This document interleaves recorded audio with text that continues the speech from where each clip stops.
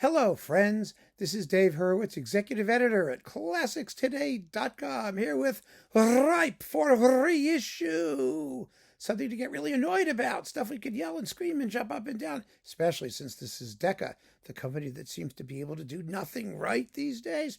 Well, if they cared, they would reissue the Clifford Curzon edition, the complete Decca recordings. Or there's complete recordings, actually. They were all on Decca from his early age. He was a wonderful pianist. I mean, Clifford Curzon, the reason this came up, let's start at the beginning, shall we? The reason this came up is because I mentioned him in connection with the reference recording of Brahms' first piano concerto, his stereo version with Zell. And he did it more than once. He did everything a few times in mono and then stereo and whatnot. We'll get to that in a minute.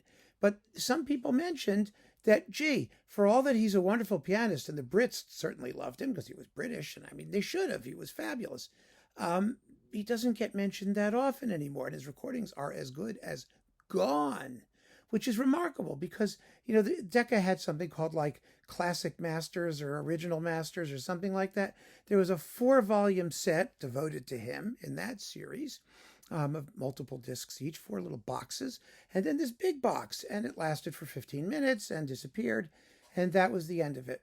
Now, there is an absolutely spectacular review of the entire box by our very own Jed Disler, ClassicsToday.com's, there we go, very own Jed Disler with sound sample of the Grieg Concerto over at ClassicsToday.com if you are a subscriber member.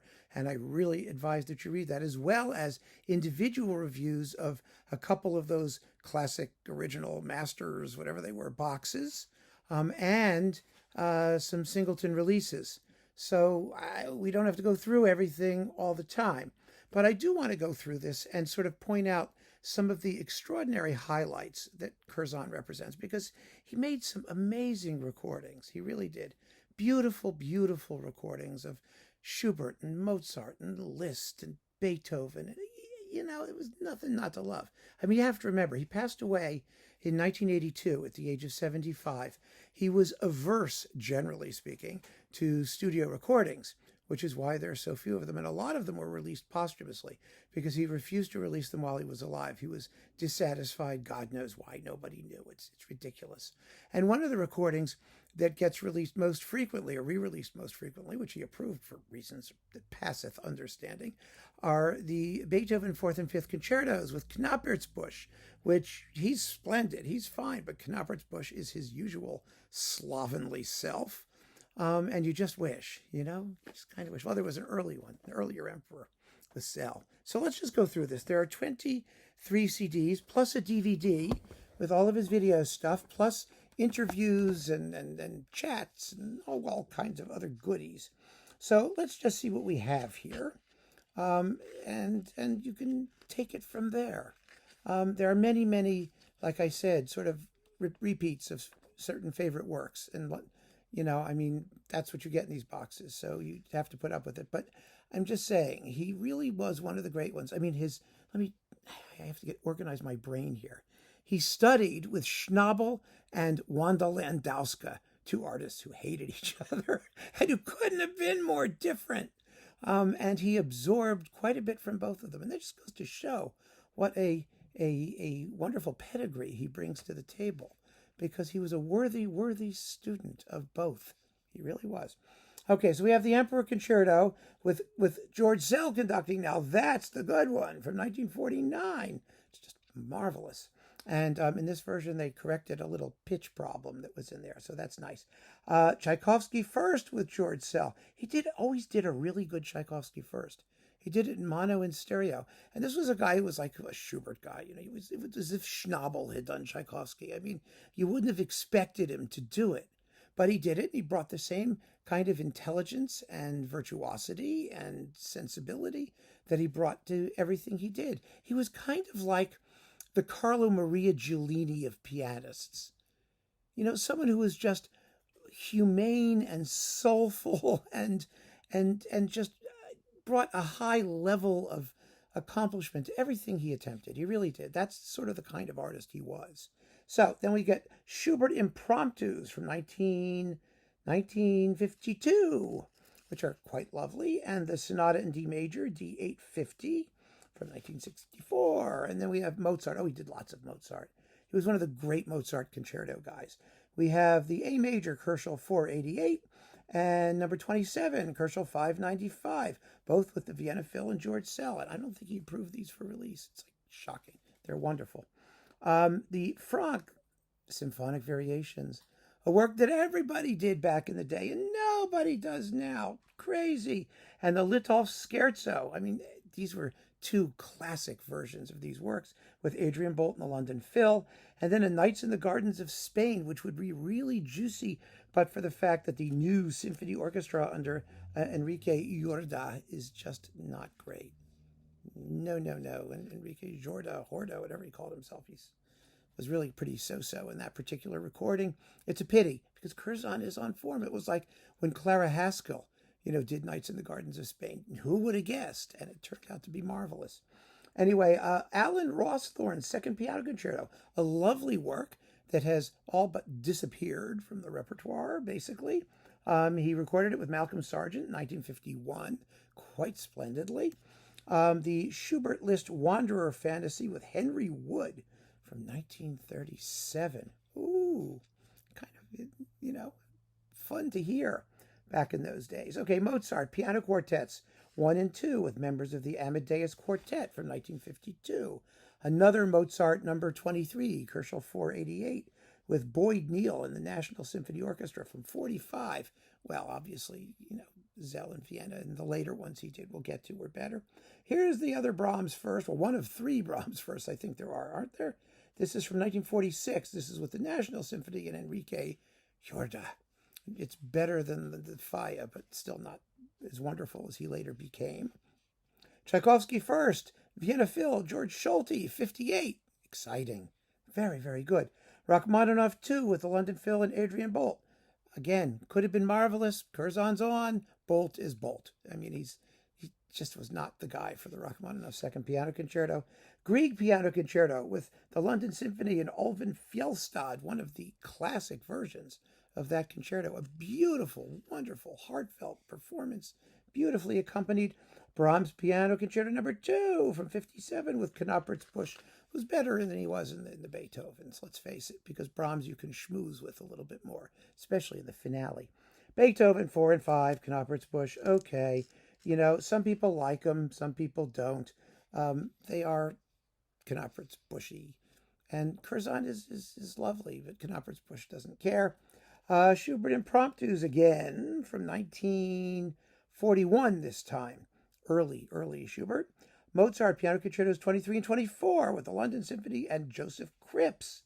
Yes, lovely performances. Cripps was, of course, a great Mozartian from 54 in this case. Schumann, the Fantasy in C major, surprisingly powerful and very, very nice. I mean, it's more lyrical. It doesn't have fireworks going off in the first movement, but it's beautifully shaped. The Kindersehnen, excellent, very, very nice. And the Schubert Wanderer Fantasy, that's from 49. And that, as Jed pointed out, is like a quarter tone flat or something. I don't know, I don't care. And it doesn't bother me particularly. Those other Schumann things are from 54. The performances are all splendid. Then we've got one of the great Brahms ones with the Concertgebouw and Bynum. Now, Bynum was at least as great a Brahms conductor as Zell was. Actually, I think Bynum was better in the symphonies. In the concerto, Zell kind of owned the first concerto, but boy, it's a hot performance. And some people prefer it. It's mono, and it's just splendid. Then we have the Grieg Piano Concerto again, previously actually from 51 with Anatoly Fistulari. The stereo one is better, but it's very good. A terrific Liszt B minor sonata. See, this is the kind of flash stuff you wouldn't think that Curzon would be good at, but he had the technique, and he practiced constantly. He was so rigorous in his discipline, and it's a very fine Liszt sonata. Absolutely first class, with some other Liszt things. Liebestraum number 3, Vals Oubliées number 1, and Gnomenreigen. And the Berceuse. So those are all, it's a beautiful Liszt recital from 1963. The Dvorak Piano Quintet and the Franck Piano Quintet.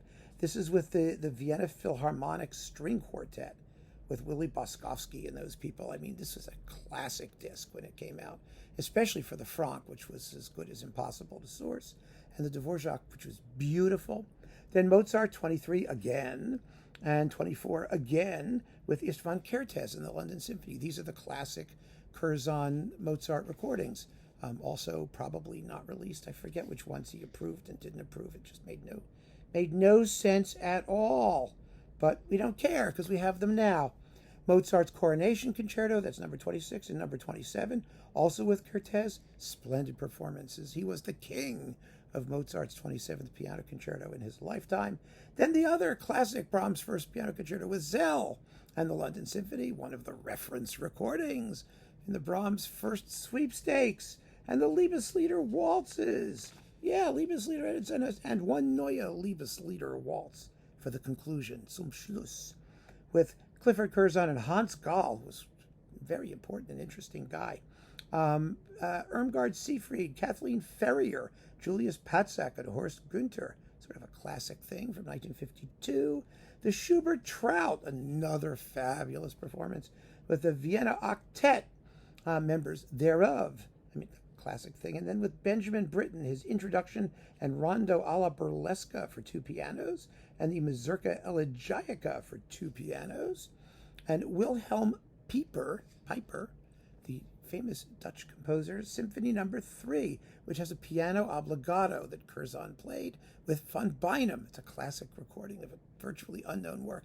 You know, Curzon really did a lot of contemporary music earlier in his career, and then gave it up to do a lot of, as a lot of artists do as they age. They tend to focus back on the classical masters, and so did he. Schubert, a couple impromptus from 1964, and the 6 Moments Musicaux, which our very own Jed refers to as, like reference recordings for those works, and they are wonderful. Absolutely wonderful. And the Beethoven Eroica Variations. It's my personal favorite.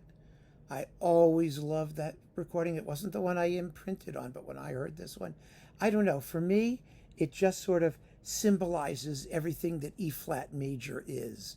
This performance of the Eroica Variations, it's so rich and warm and fun to listen to. It's just beautiful and gorgeous. And we got the Brahms Third Piano Sonata, which has a couple spliced notes, and like at the very end and a couple other places, as Jed noted, and I heard, but it doesn't matter. It's a wonderful performance from 1962, along with 2 intermezzi.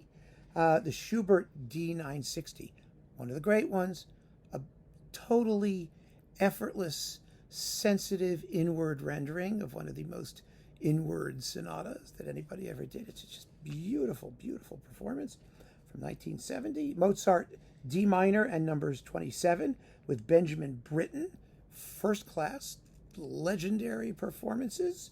And then unpublished recordings and rarities. You get, this is CD 22 by now, it's the end. You get a bunch of like little things and stuff that didn't come out, and the Liszt Mephisto Waltz is on here, and Chopin Nocturne, and a different version of the Nights in the Gardens of Spain that was never published, maybe for a good reason. And then his interviews, radio appearances, chats, and other things. Okay, there it is. Fantastic artist. His discography was limited in the sense that, what he allowed to be released was limited. And even when we released what he didn't allow to be released, it consisted of a lot of things that he did anyway and allowed to be released. So it stayed limited, but wide-ranging. I mean, there's the contemporary stuff. There's surprising virtuoso showpieces. I mean, the man had it all.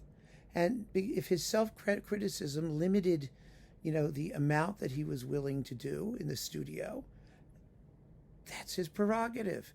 We're lucky that we have what we got. And we are unlucky that Decca isn't smart enough to understand the value of what they have and to continue to promote and stand by one of the finest pianists of the 20th century. It also occurs to me, and I just want to say in closing, that one of the reasons he may have sort of slipped off his pedestal a little bit, at least in terms of what people know, is because of the wonderful, bountiful mini explosion of very fine English pianists.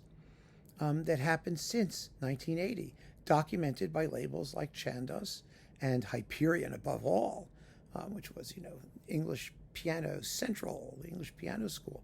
I mean, when you have people like Stephen Huff and Stephen Osborne and some of these other folks there, and pianists active and resident and working in the UK, and wonderful independent labels to record them, the uniqueness of Clifford Curzon might have somewhat diminished in people's minds. But that's no excuse, because the musical quality speaks for itself. It really does. And so this box is ripe for reissue. And, well, we can always hope. Keep on listening, friends. Thanks for joining me. Take care.